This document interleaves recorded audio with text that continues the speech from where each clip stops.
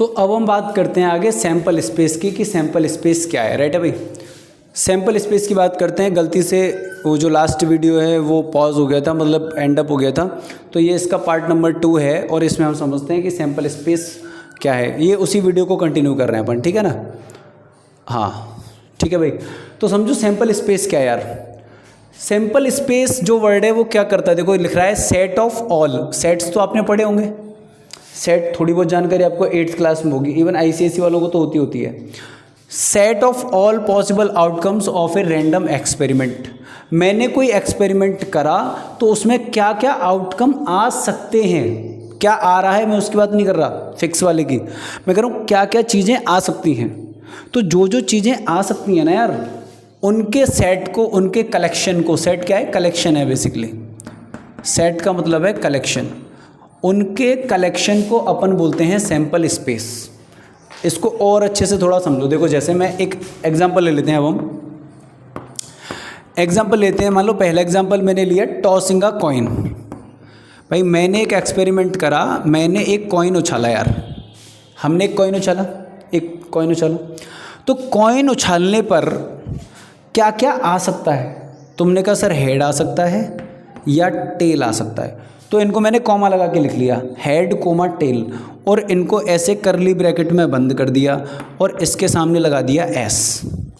तो ये जो मैंने लिख दिया ना यार, इसको सैंपल स्पेस बोलते हैं। ये जो करली ब्रैकेट के अंदर लिखा हुआ है ये एलिमेंट्स हो गए, इसके एच और टी आउटकम्स हो गए ना, एच और टी क्या हो गए, आउटकम्स हो गए ये। इनको अपन सेट की भाषा में एलिमेंट भी बोलते हैं, एलिमेंट। तो मैं कह रहा हूँ इसके अंदर आउटकम लिखे होते हैं, यानी सिक्का उछालने पर जो जो चीज़ें हो सकती हैं उन सबको एक डब्बे में बंद कर दो, उसको ही अपन बोलते हैं, क्या बोलेंगे इसको, सैंपल स्पेस। तो ये सैंपल स्पेस हो गया टॉसिंग ए कॉइन का। राइट है भाई, तो आप मुझे बताओ एक सिक्का उछालने पर ये चीज़ें हो सकती हैं। अब मैं कह रहा हूँ दूसरे पे आ जाओ, अब बी पे आ जाओ। मैं कह रहा हूँ तुमने एक डाइस थ्रो करी, थ्रोइंग, चलो डाइस का बाद में देखते हैं, पहले आप मुझे एक बात बताओ, मैंने टॉसिंग 2 कॉइन्स साइमल्टेनियसली, मैंने सर 2 कॉइन उछाल दिए एक साथ।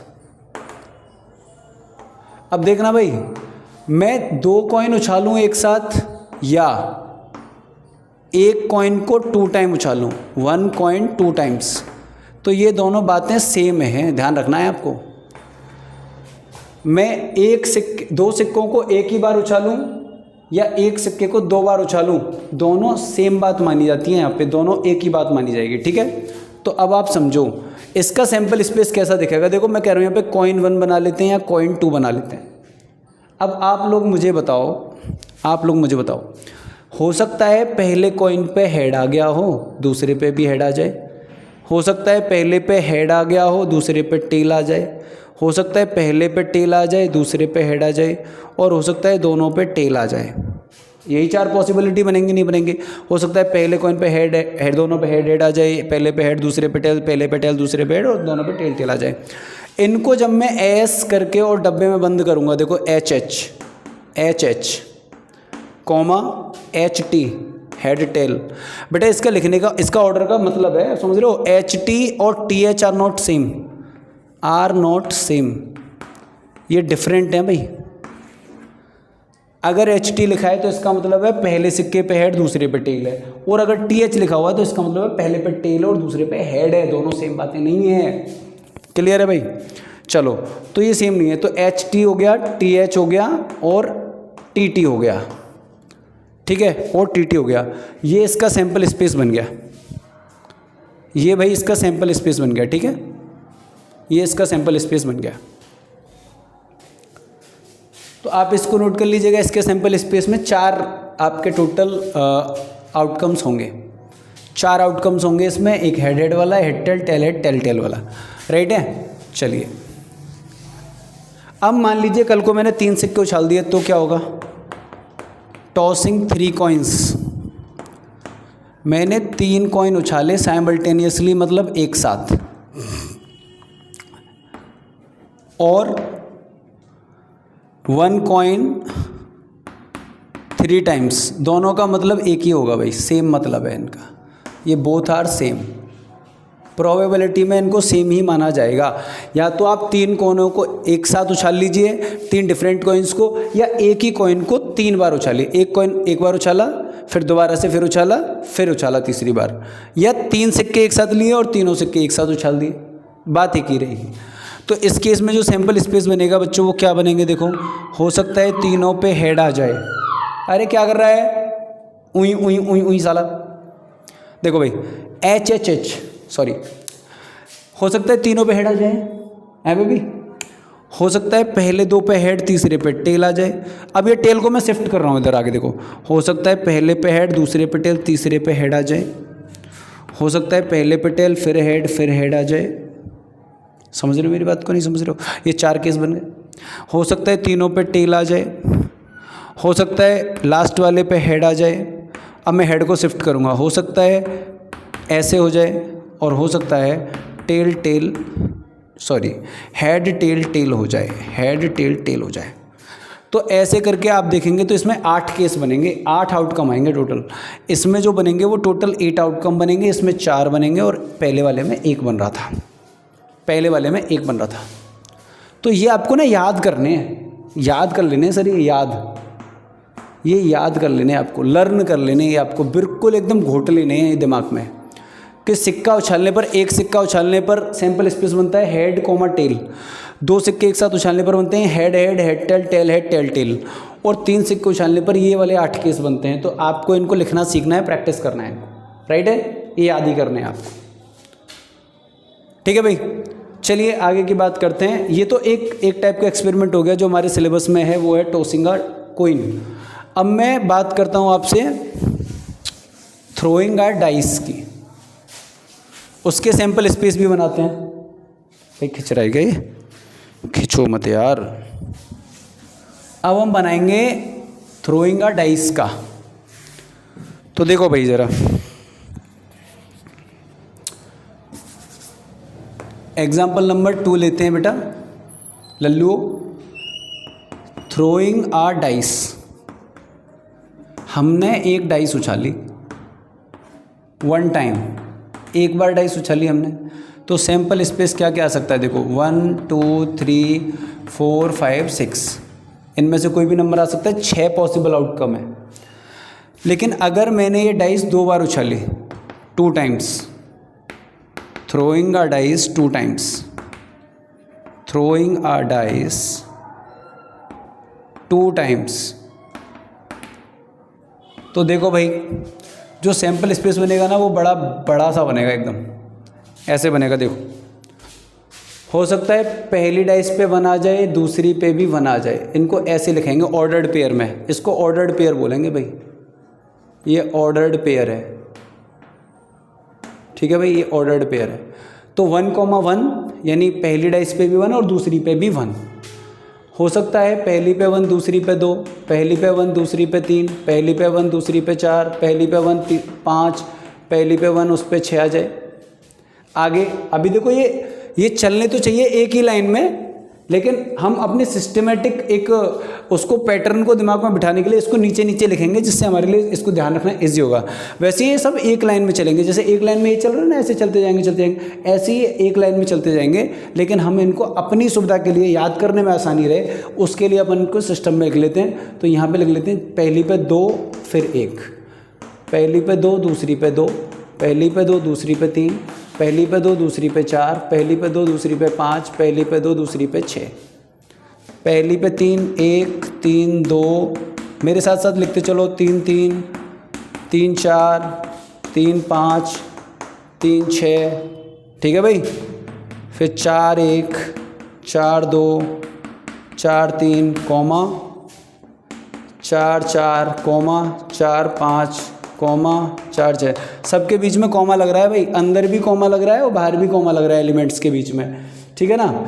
फिर 5 1 5 2 5 3 5 4 5 5 और 5 6, फिर 6 1 6 2 6 3 6 4 6 5 और 6 6। ये वाले केस बनेंगे।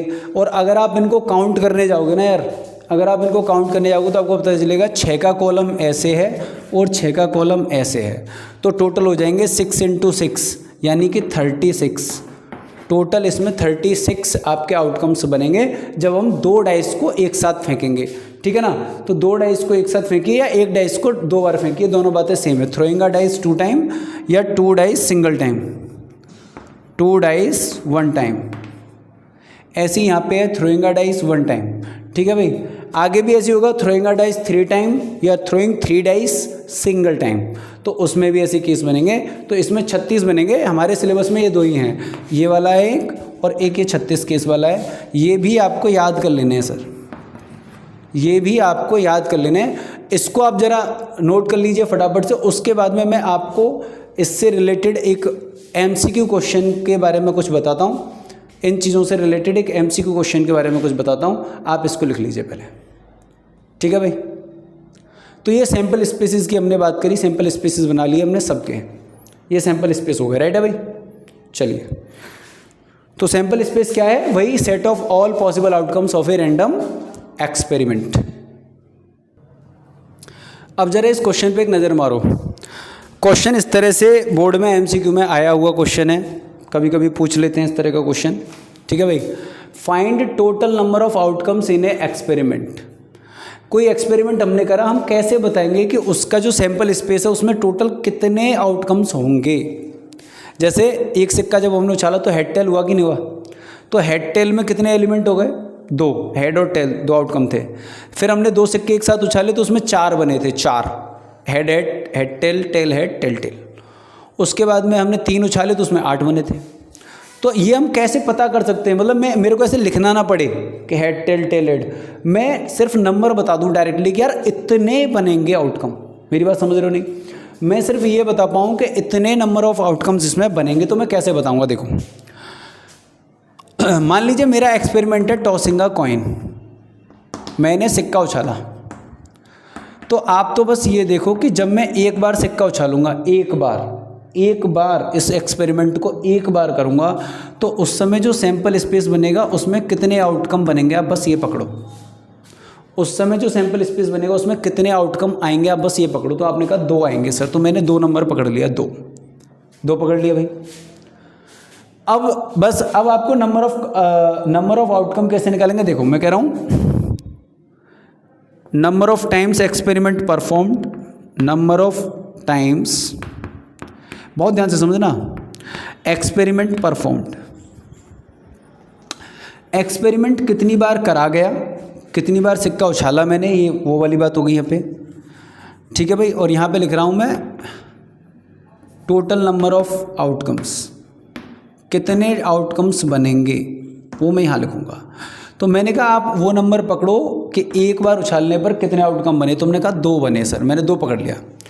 अब तुम देखते हैं ना भाई, इसको मैं n दे रहा हूँ, n कितनी बार मैंने ये एक्सपेरिमेंट करा। जैसे मैंने ये एक बार उछाला तो मैं टोटल नंबर ऑफ आउटकम निकालूंगा 2 की पावर 1। अगर मैंने 2 बार सिक्के उछाले या 2 सिक्के एक ही बार उछाले तो उस केस में 2 की पावर 2 बनेंगे। आप देखते जाना भाई, ये 2 हो गए, ये 4 हो गए। बोलो सही है कि नहीं? देखो, एक वाले में हेड टेल वाला 2 बने, दूसरे वाले में हेड टेल टेल वाले 4 बने। और अगर मैं 3 बार उछालूंगा इसको तो 2 की पावर 3 यानी कि 8 बनेंगे। तो आप मुझे बताओ, अगर मैंने ये कल को n बार उछाला तो क्या 2 की पावर n नहीं बन जाएंगे टोटल नंबर ऑफ आउटकम्स? बताओ भाई, अगर मैंने कल को ये n टाइम्स उछाला तो क्या 2 की पावर n नहीं बनेंगे? आपने कहा जी हाँ, ऐसा ही होगा। तो एक तो आपको ये बात पकड़नी है, यहाँ से कैसे निकालते हैं। अच्छा, अगर सेम चीज़ को मैं डाइस पे अप्लाई करूँ, थ्रोइंग अ डाइस, तो एक बार डाइस उछालने पर कितने आउटकम आते हैं बताओ? तुमने कहा 1 2 3 4 5 6 आउटकम आते हैं, मैंने नंबर पकड़ लिया 6। तो मैं यहाँ लिख रहा हूँ कितनी बार डाइस फेंकी और यहाँ लिख रहा हूँ total number of outcomes, total number of outcomes. देखो भाई, एक बार डाइस फेंकने पर 6 की पावर 1 आएगा, 2 बार डाइस फेंकने पर 6 की पावर 2 यानी 36 आएगा। अभी आपने देखा 36 बने थे जब हमने बनाए थे पीछे, तो 36 बने थे, 6 बने थे। अच्छा 3 बार उछालेंगे तो 6 की पावर 3 यानी 216 बनेंगे।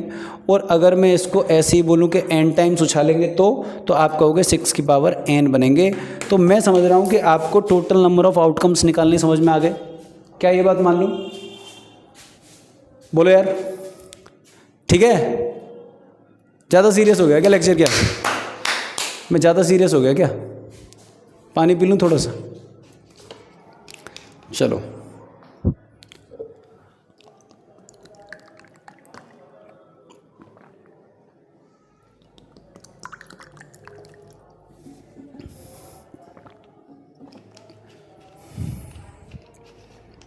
मैं मान लेता हूँ कि आपको ये समझ में आ गया, ठीक है? एक बार में जितने आउटकम बनते हैं वो नंबर पकड़ लो और उसकी पावर लगाते जाओ जितनी बार उछाला गया उसके लिए, तो टोटल नंबर ऑफ आउटकम आपको मिल जाएंगे, ऐसा मैं मान लेता हूँ, ठीक है भाई? तो ये वाली बात भी हमारी समझ में आ गई।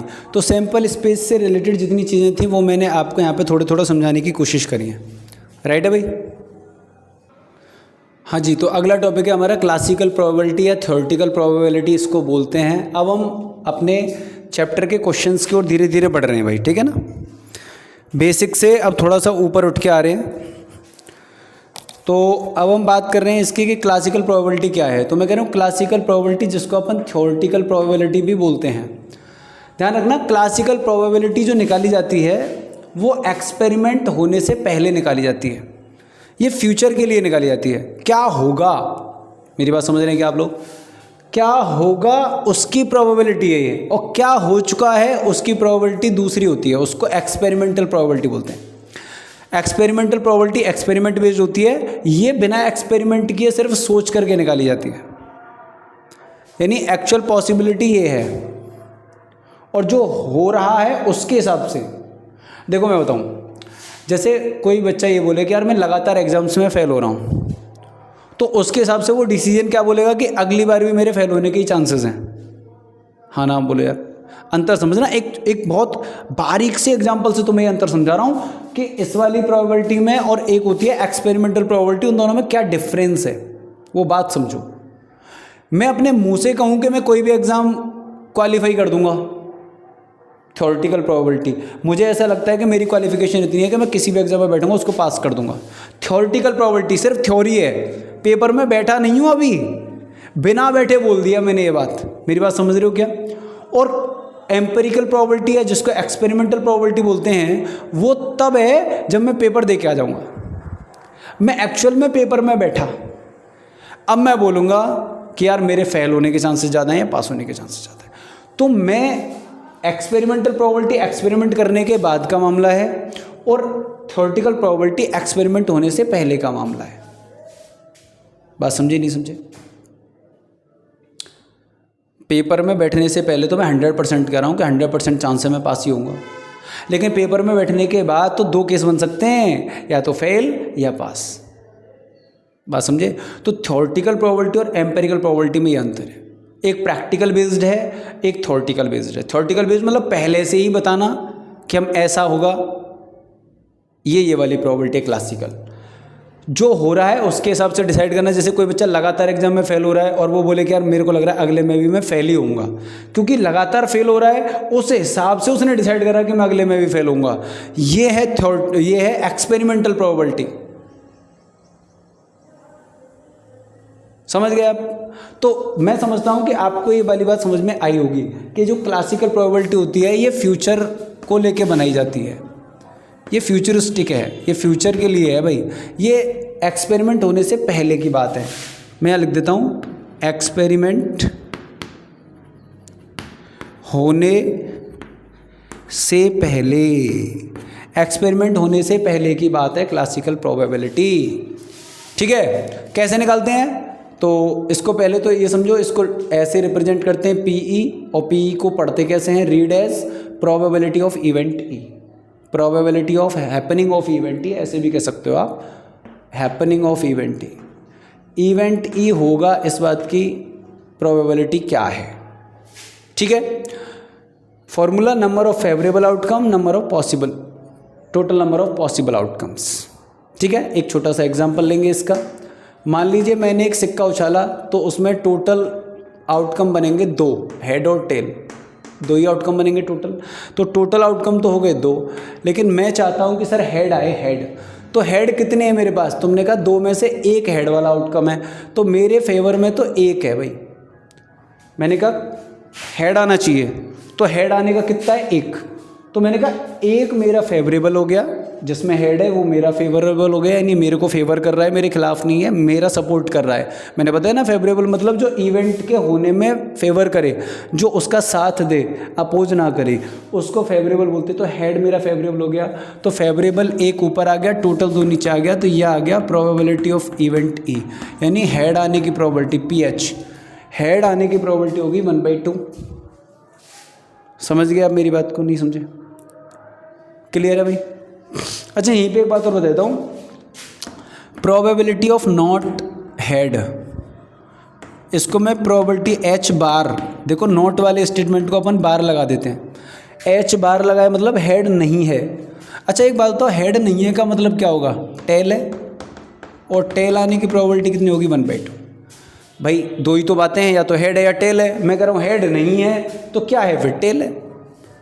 तो नेगेशन ऑफ ए स्टेटमेंट किसी का पॉजिटिव भी हो सकता है, यानी मैंने जब ये बोला कि ये हेड नहीं है तो बच्चे टेल है, तो प्रोबेबिलिटी ऑफ टेल 1/2 हो गया। क्लियर है भाई? ठीक है, तो ये ऐसी बातें हमने लिखी, ये फॉर्मूला आपको याद रखना है। Probability of E defined by number of favourable outcome upon total number of possible outcomes. इसके बाद में एक आपकी एम्पेरिकल या एक्सपेरिमेंटल प्रोबेबिलिटी और है, उसको लिख लीजिए। तो दूसरी वाली जो प्रोबेबिलिटी है भाई, देखो मैंने यहाँ लिख दी, एम्पेरिकल प्रोबेबिलिटी या एक्सपेरिमेंटल प्रोबेबिलिटी इसको बोलते हैं। और ये किसी इवेंट की कैसे निकाली जाती है? Number of trials in which event happen, total number of trials. जैसे मान लिए एक छोटा सा क्वेश्चन इस पर ले लेते हैं, एक एग्जाम्पल।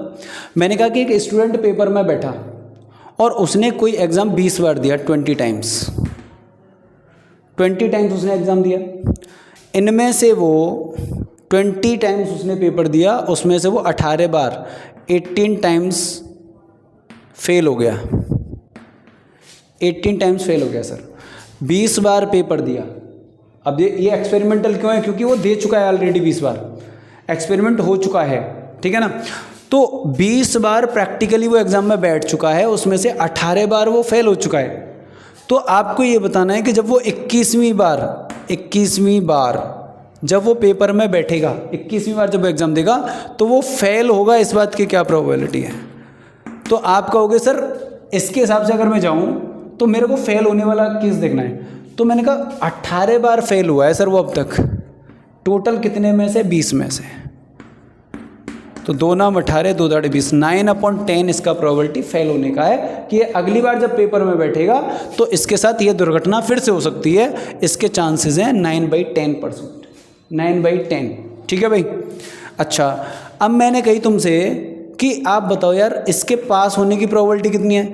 तो तुमने कहा सर ये जब 20 बार पेपर दे रहा था ना, तो उसमें से 2 बार पास हुआ था, केवल 2 बार पास हुआ था, और 20 में से, तो इसके पास होने की प्रोबेबिलिटी इसके हिसाब से 1/10 है। तो इसको कहते हैं एम्पेरिकल प्रोबेबिलिटी, और इसको एम्पेरिकल फार्मूला बोलते हैं। दिस इज एम्पेरिकल फार्मूला, ठीक है भाई। तो एम्पेरिकल प्रोबेबिलिटी है ये, इसको ऐसे निकाला जाता है।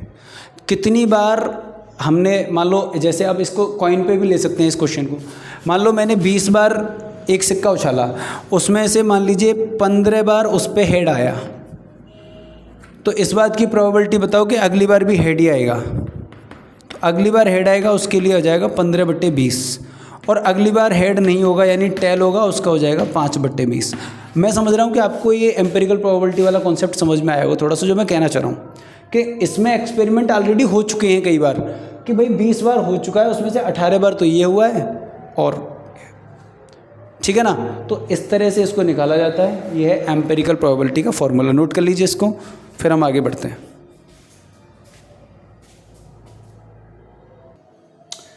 देखो भाई, बड़े काम की बात है इसमें, किसी भी इवेंट की जो प्रोबेबिलिटी होती है वो एक रेशियो है।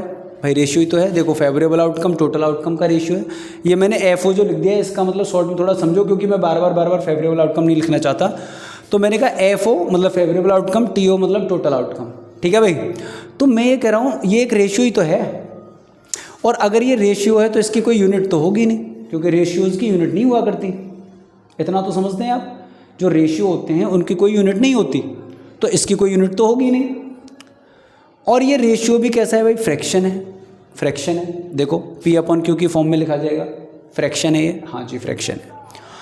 आप एक बात बताओ, क्या ऐसा नहीं होगा कि हमेशा ही टोटल नंबर ऑफ आउटकम ज़्यादा होंगे और फेवरेबल नंबर आउटकम कम होंगे? बताओ भाई, टोटल हमेशा बड़ा होगा, सारे आउटकम्स जो हम ले रहे हैं उन्हीं में से कुछ सेलेक्ट करके फेवरेबल बना रहे हैं, नहीं समझे?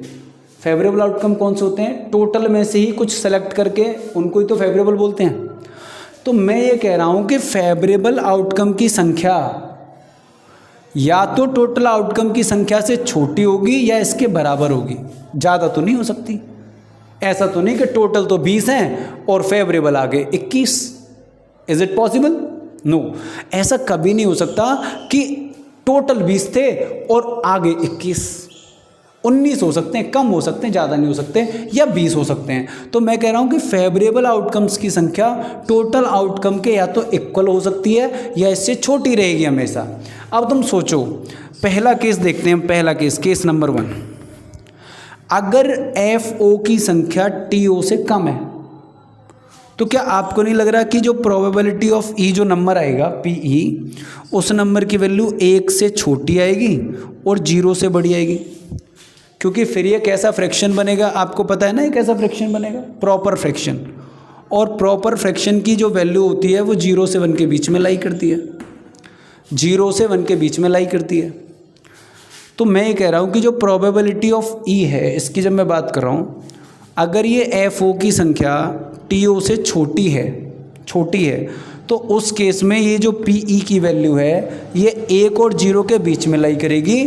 अगर FO 0 हो जाएंगे तो ये 0 भी हो जाएगी। भाई मैंने कोई आउटकम नहीं लिया इसमें से, मैंने 0 कर दिया, तो मैंने कहा नंबर ऑफ फेवरेबल आउटकम अगर 0 हो गया मेरा, तो उस केस में ये 0 भी हो जाएगी प्रोबेबिलिटी। सही है कि नहीं? ये नंबर 0 भी हो जाएगा। अदरवाइज ये 0 और 1 के बीच में होगा। केस नंबर 2 ये है, केस नंबर 2 ये है कि अगर मान लो FO और TO बराबर हो गए, दोनों इक्वल हो गए तो क्या होगा? तो सर जो प्रोबेबिलिटी ऑफ E है वो इक्वल टू 1 हो जाएगी। अगर ये दोनों बराबर हो गए तो ये तो कट नहीं जाएंगे, फेवरेबल भी 20, टोटल भी 20, सारे के सारे फेवरेबल हो गए तो सारे के सारे कट जाएंगे, और कट जाएंगे तो उस केस में P की वैल्यू 1 आ जाएगी। नहीं आएगी क्या बताओ? P की वैल्यू उस केस में क्या आ जाएगी? 1 आ जाएगी। तो यहाँ से मेरे को इन दोनों केसेस से एक बात पता चली, मैं फिर से बताऊँ क्या? प्रोबेबिलिटी ऑफ E एक फ्रैक्शन है जिसमें FO हमेशा TO से कम होगा, यानी ये एक प्रॉपर फ्रैक्शन बनेगी। अगर FO की वैल्यू 0 हो गई तो PE की वैल्यू 0 हो जाएगी। अगर FO की वैल्यू TO से छोटी है तो इसकी वैल्यू 1 से छोटी और 0 से बड़ी हो जाएगी। और अगर FO और TO बराबर हो गए तो उस केस में PE की वैल्यू 1 हो जाएगी। ये दो केस आपको समझ में आए। तो यहाँ से कंबाइन करके जो रिजल्ट निकल के आया, जो यहाँ से रिमार्क करके रिजल्ट एक आया, वो ये आया कि भाई किसी भी इवेंट T की प्रोबेबिलिटी 1 और 0 के बीच में लाई करेगी। बहुत इंपॉर्टेंट रिजल्ट है, बार बार बोर्ड में पूछा जा रहा है, इसको याद करें, इसको याद करें। यानी किसी भी चीज़ की प्रोबेबिलिटी, किसी भी इवेंट की प्रोबेबिलिटी 0 से तो छोटी नहीं हो सकती और 1 से बड़ी नहीं हो सकती। 1 हो सकती है, 0 हो सकती है, और इनके बीच में कहीं लाई कर सकती है। अगर मैं इन्हीं को परसेंटेज में चेंज करूं तो मैं 100 से मल्टीप्लाई कर दूं पूरे को, तो मैं ये कह सकता हूं कि 0% और 100% के बीच में कहीं लाई करेगा। देखो परसेंटेज में इसको मैं ऐसे लिख सकता हूं कि प्रोबेबिलिटी का जो परसेंटेज है, प्रोबेबिलिटी परसेंटेज, वो 0 या 100% के बीच में कहीं लाई करेगा। 0 भी हो सकता है और 100 हो सकता है। और फ्रैक्शन के फॉर्म में अगर मैं देखूं तो 0 और 1 के बीच में लाई करेगा। आई होप कि आपको ये वाली बात समझ में आ गई होंगी। चलिए आगे बढ़ते हैं। बहुत छोटी छोटी बातें हैं, बहुत छोटी छोटी बातें हैं। अब देखो अभी वाली जो बात हमने प्रोबेबिलिटी वाली करी कि 1 और उसके बीच में लाई करता है, इसी पे बेस्ड कुछ इस तरह का क्वेश्चन आ सकता है पेपर में, जो मैंने यहाँ पे एक डिजाइन करा आपके लिए क्वेश्चन। यार हाँ भाई, तो मैं ये कह रहा हूँ कि which one can not be probability of an event, इनमें से कौन सी चीज़ है जो किसी इवेंट की प्रोबेबिलिटी नहीं हो सकती। तो देखो 0.1 0 और 1 के बीच में आ रहा है तो ये तो हो सकती है प्रोबेबिलिटी, ये भी हो सकता है। अच्छा ये आएगा 0.9 बार, तो ये भी पॉसिबल है। लेकिन इसको जब मैं देखूंगा तो आएगा 1.5, 1 से बड़ा आ गया, तो ये वाली प्रोबेबिलिटी पॉसिबल नहीं है। तो ऐसा क्वेश्चन अगर छोटा मोटा आ जाए तो आप बना लेंगे ना यार, गलती तो नहीं करके आएंगे। अगर ऐसा छोटा मोटा क्वेश्चन आ जाए तो आई होप कि आप ये चीज़ कर पाओगे। ठीक है भाई, बहुत छोटा सा क्वेश्चन था, मैंने बता दिया आपको। चलिए आगे चलते हैं और आगे कुछ और चीज़ें सीखते हैं थोड़ी सी। हाँ जी, तो अब आप थोड़ा सा ये समझिए कि जो आउटकम्स है ना यार, उनमें भी इस तरह का कुछ एक क्लासिफिकेशन है। हालांकि इस पे अगर ना जाएं हम तो ये 3 मेन क्लासिफिकेशन इसमें होते हैं। देखो इम्पॉसिबल आउटकम वो है जो हो ही नहीं सकता, इसके आने की प्रोबेबिलिटी 0 है, इसके आने की जो प्रोबेबिलिटी है वो 0 है, वो इम्पॉसिबल आउटकम है जो आ ही नहीं सकता। ऐसा आउटकम जो आ ही नहीं सकता, जैसे मैंने कहा कि यार एक डाइस उछालने पर 7 आना चाहिए, 7 एक आउटकम होना चाहिए इसका, तो तुमने कहा 7 तो सर आउटकम हो ही नहीं सकता, ये इम्पॉसिबल है, क्योंकि 7 होता ही नहीं है लिस्ट में, तो ये इम्पॉसिबल हो गया। ठीक है भाई, श्योर या सर्टेन का मतलब होता है जो 100% होगा ही होगा। मैंने कहा एक डाइस मैंने उछाली और उसमें 1 आना, डाइस उछालने पर 1 आना, मतलब अगर डाइस हम उछाल रहे हैं, मैं ये नहीं कह रहा हूँ कि एक बार हमने डाइस उछाली तो उसमें 1 आए, एक ही बार 1 आए, मैं इसकी बात नहीं कर रहा हूँ, वो तो इवेंट की बात हो गई। मैं आउटकम में बात कर रहा हूँ कि डाइस अगर मैं उछालूंगा तो 1 आ सकता है ना, 1 आ सकता है ना, तो ये श्योर है या सर्टेन है। ठीक है भाई, कि हाँ भाई 1 आ सकता है। या मैं ये कहूँ आपसे, सुनो एक बात सुनो, एक छोटा सा और दूसरा लिखते हैं। मान लीजिए एक सिक्का है, उस पर दोनों तरफ हेड लगा हुआ है, दोनों तरफ हेड है, आगे भी और पीछे भी, तो इस केस में हेड आना श्योर नहीं हो जाएगा? एक ही आउटकम है इसमें हेड, तो पक्का हो गया, 100% हो गया कि भाई ये आना ही आना है, तो इसमें इस केस में इसकी प्रोबेबिलिटी 1 होती है। ऐसा एक आउटकम जो आना ही आना है उसको अपन श्योर या सर्टेन कहते हैं। अच्छा, एक ऐसा आउटकम जिसके आने के चांसेस ज़्यादा हैं, मोर लाइकली है, जिसके आने के चांसेस बार बार ज़्यादा हैं, तो ऐसे को मोर लाइकली कहते हैं। इसकी प्रोबेबिलिटी ग्रेटर देन 0.5 होगी भाई। ठीक है ना, परसेंट में अगर मैं बोलूँ तो 50% से ज़्यादा होगी, ग्रेटर देन 50%। इसको परसेंट में बोलेंगे तो 100%, इसको बोलेंगे 0%। लेस लाइकली मतलब जिसके आने के चांसेस कम हैं, इसके 0.5 हो जाएगा, लेस देन 50%। और इक्वली लाइकली वो आउटकम्स होते हैं जिनके आने के चांसेस इक्वल हैं, जिनके आने के चांसेस इक्वल हैं। जैसे हमने एक कॉइन उछाला तो उसमें हेड और टेल, ये 2 ही चीज़ें हैं केवल, तो इन दोनों के आने के चांसेस इक्वल हैं, तो ये इक्वली लाइकली आउटकम हो जाएंगे। समझ गया मेरी बात को? इक्वली लाइकली आउटकम हो जाएंगे। ऐसी डाइस उछालने पर 1 2 3 4 5 6, मैं डाइस उछालूंगा तो ऐसे पहले से तो पक्का नहीं है कि 6 ही आएगा हर बार, कोई सा भी आ सकता है, सबके चांसेस बराबर हैं, तो ये भी इक्वली लाइकली कहे जाएंगे, इक्वली लाइकली बोले जाएंगे।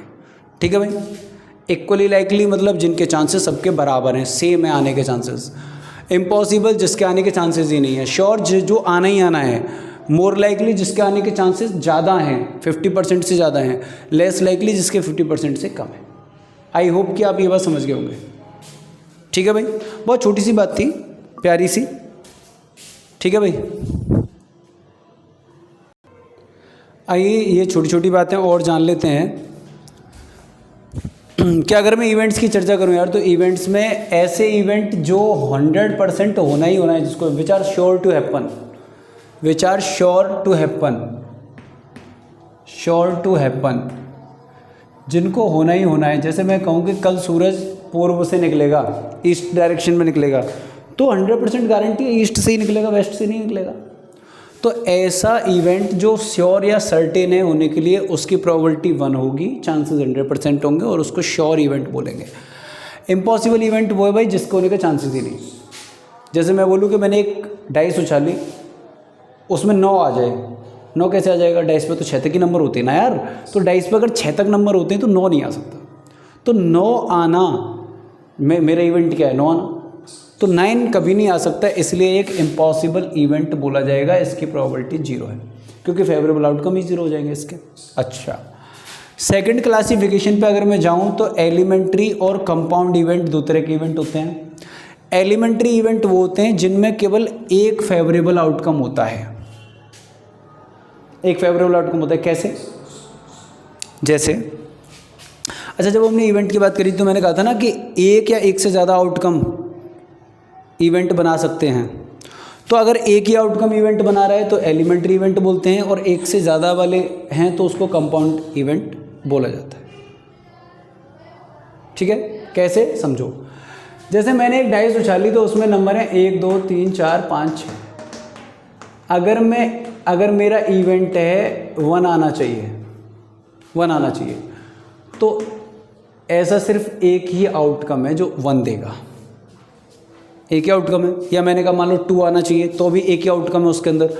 ऐसे कितने आउटकम है जिनमें 1 है? आपने कहा सर एक ही है केवल। तो ऐसा इवेंट जिसका फेवर में सिर्फ एक ही आउटकम आएगा लिस्ट में से, उसको एलिमेंट्री इवेंट बोलेंगे। लेकिन वहीं अगर मैं यहाँ पे कर देता ऑड नंबर, तो पता है फिर इसमें आपका 1 भी आता, 3 भी आता और 5 भी आ जाता, यानी फिर इसमें 3 आउटकम आ जाते। एक ही इवेंट में 3 आउटकम शामिल होते कि नहीं होते? तो अगर एक से ज़्यादा इवेंट शामिल हो रहे हैं तो कंपाउंड इवेंट, और अगर एक ही आउटकम है तो उसको बोलेंगे अपन कैसा इवेंट? Elementary event. अब यहाँ पर समझने की बात यह है कि एक एक्सपेरिमेंट के अंदर, मान लीजिए मैं थोड़ा सा यहाँ पे लिखता हूँ, मान लो एक एक्सपेरिमेंट के अंदर E1 E2 E3 E4 E5 ... En इतने एलिमेंट्री इवेंट हैं। मैं एलिमेंट्री इवेंट्स की बात कर रहा हूँ, ये सब अलग अलग एलिमेंट्री इवेंट है, यानी इन सब के एक आउटकम है। समझ रहे हो मेरी बात को? तो सर इन सब की प्रोबेबिलिटी का, इन सब की अलग अलग प्रोबेबिलिटीज़ का जो सम होगा, PE1 PE2 ऐसे करके PEN तक, वो बेटा 1 होगा, वो बच्चों 1 होगा। इस बात को ध्यान रख लेना मेरे भाई। यानी E1 की प्रोबेबिलिटी निकालूं अलग से, E2 की निकालूं, E3 की निकालूं, E4 की निकालूं, E5 की निकालूं, ऐसे सबकी निकालूं इनके N तक, तो इन सब की प्रोबेबिलिटी को जोड़ के जो सम आएगा वो 1 होना चाहिए, वो 1 होगा हमेशा। ये है आपका एलिमेंट्री इवेंट का कॉन्सेप्ट। एलिमेंट्री इवेंट में सिर्फ एक फेवरेबल आउटकम होता है। इनकी अलग अलग जितने भी इसमें एलिमेंट्री इवेंट एक एक्सपेरिमेंट है, उनकी प्रोबेबिलिटीज़ का अगर सम लेंगे सर तो वो 1 आएगा। कंपाउंड इवेंट वो होते हैं जिसमें एक से ज़्यादा आउटकम शामिल हो जाते हैं। जैसे मैंने एग्जांपल लिया कि ऑड नंबर आने का अगर मैं बोलूँगा तो उसमें 3 आउटकम आ जाएंगे मेरे। अब तीसरा क्लासिफिकेशन है सर कॉम्प्लीमेंट्री इवेंट्स का। कॉम्प्लीमेंट्री इवेंट्स ऐसे दो इवेंट होते हैं, ऐसे दो इवेंट होते हैं जो दोनों एक साथ नहीं हो सकते। जैसे सिक्का उछाला मैंने तो उसमें 2 इवेंट हैं, हेड आना और टेल आना। ये दोनों एक साथ नहीं हो सकते, या तो हेड ही आएगा एक बार में या टेल ही आएगा। मेरी बात नहीं समझा? नहीं आया समझ में? नहीं आया? अरे यार, एक बार में या तो हेड आएगा सिक्का उछालने पर, या टेल आएगा। तो हेड आना एक अलग इवेंट हो गया, कमिंग अप हेड, और कमिंग अप टेल एक अलग इवेंट हो गया। तो ये दोनों इवेंट एक साथ नहीं हो सकते, एक बार में एक ही होगा, या तो हेड ही आएगा या सर टेल ही आएगा।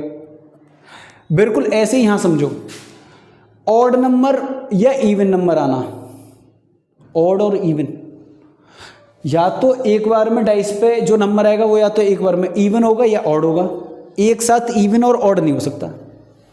तो यहाँ पर इवन आने वाला इवेंट और ऑड आने वाला इवेंट वो दोनों कॉम्प्लीमेंट्री इवेंट्स कहलाएंगे। ऐसे ही यहाँ पर हेड टेल वाले में हेड आने वाला इवेंट और टेल आने वाला इवेंट वो भी कॉम्प्लीमेंट्री इवेंट्स कहलाएंगे। आप बच्चों मेरी बात समझ में आ रही है? आपको मेरी बात समझ में आ रही है? क्या कह रहा हूँ मैं? ये कह रहा हूँ कि एक बार में अगर एक सिक्का उछालें तो या तो हेड आएगा या टेल आएगा। एक आएगा, हेड आएगा तो टेल नहीं आएगा, टेल आएगा तो हेड नहीं आएगा। और इन दो से ही मिलकर पूरा एक्सपेरिमेंट भी बन रहा है। ऐसा नहीं इनके अलावा कोई और भी चीज़ हो जाएगी, और कुछ तो हो नहीं सकता। यही दो चीज़ें हो सकती हैं। तो मैं कह रहा हूँ इन दोनों का जो सम होगा, PE हेड आना और नॉट ई हेड नहीं आना, इनका सम 1 होगा हमेशा। आप बताओ, हेड आने की प्रोबेबिलिटी 1/2 हेड नहीं आने की प्रोबेबिलिटी 1/2 और ये इसका सम 1 हो गया। ऐसे ही अच्छा नॉट ई को अपन ई बार से डिनोट करते हैं, मैं पहले बता चुका आपको, ठीक है। तो ये वही वाली बात लिखी हुई है। तो यहाँ पर आप एलिमेंट, यहाँ पर कॉम्प्लीमेंट्री इवेंट कैसे जानेंगे, ऑड नंबर वाला और इवन नंबर वाला, ठीक है ना। ये जो दोनों जो हैं वो आपके कॉम्प्लीमेंट्री इवेंट्स में आएंगे। चलो इनको थोड़ा सा लिखते हैं, इनको थोड़ा सा लिखते हैं दोस्त। कॉम्प्लीमेंट्री वाले को ना थोड़ा सा और लिखते हैं अच्छे से। देखो कंफ्यूज नहीं होना बिल्कुल भी 1% भी।